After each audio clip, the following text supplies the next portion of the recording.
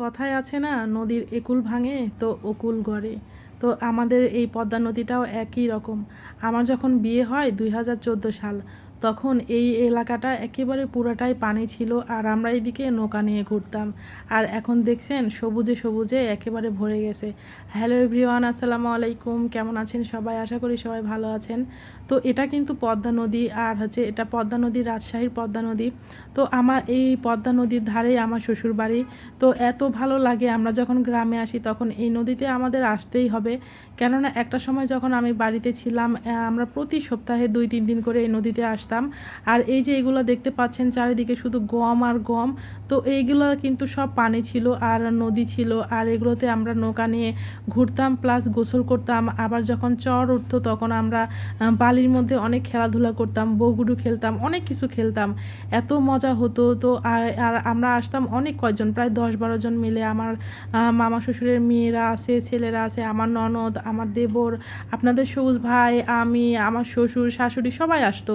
অনেক মজা করতাম এখানে এসে, কি সুন্দর সময় কাটাইছি।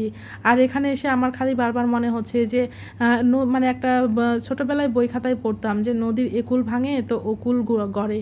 তো এই নদীর মানে নদীগুলোর একটাই মানে কি বলবো, যে ধর্মটাই হচ্ছে যখন এক কুল ভাঙে আর একদিকে জেগে যায়। তো আমাদের এই পদ্মা নদীটা কিন্তু একসময় একেবারে নিচু ছিল, কিন্তু দেখেন মাত্র 8-10 বছরের মধ্যে এই নদীটা একেবারে মানে পুরা মানে ভিটামাটির মতো হয়ে গেছে।